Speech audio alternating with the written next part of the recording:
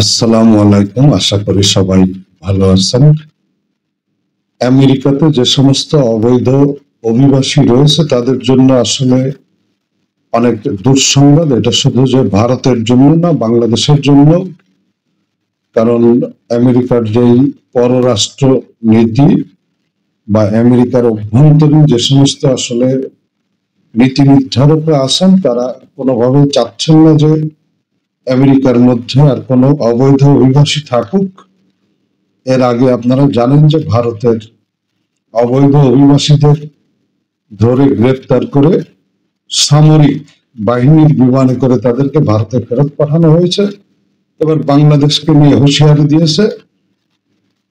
অবৈধ বাংলাদেশিদের নিয়ে বড় সিদ্ধান্ত আমেরিকার।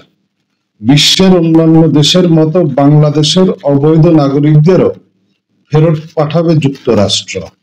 তবে সেই সংখ্যা কত বা কবে নাগাদ এই প্রক্রিয়া শুরু হতে পারে তা এখনো জানায়নি দেশটি।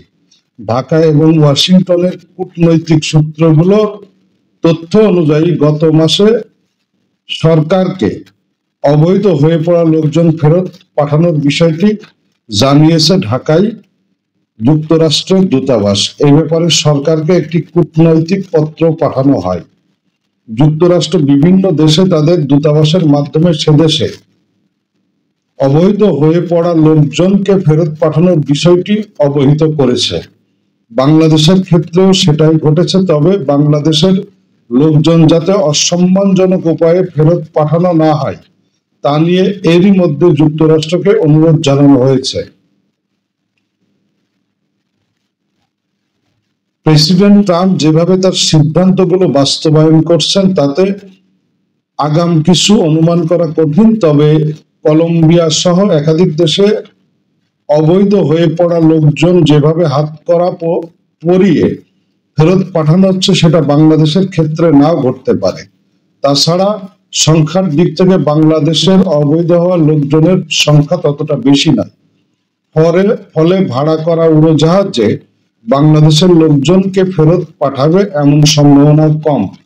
আর অতীতে অপরাধের জড়িত থাকার রেকর্ড কিংবা অবৈধ হয়ে পড়ার পর দেশে ফেরত আসার ক্ষেত্রে বৈরী আচরণ না করলে বাংলাদেশের লোকজনের সঙ্গে অসম্মানজনক করা হবে না বলে সূত্রগুলো নিশ্চিত করেছে। তো যাই হোক, তো আসলে বাংলাদেশ থেকে যারা অবৈধভাবে বিশেষ করে মেক্সিকান এবং কানাডা বর্ডার দিয়ে যারা ইউরোপের বিভিন্ন দেশ হয়ে আমেরিকাতে গেছে তাদের আসলে কপাল পড়তে যাচ্ছে, এ ব্যাপারে কোনো সন্দেহ নেই। কারণ এই যে মার্কিন যুক্তরাষ্ট্রের বর্তমান যিনি প্রেসিডেন্ট ডোনাল্ড ট্রাম্প, উনি আসলে যে সমস্ত সিদ্ধান্ত নিচ্ছেন সেগুলো বাস্তবায়নও করছেন।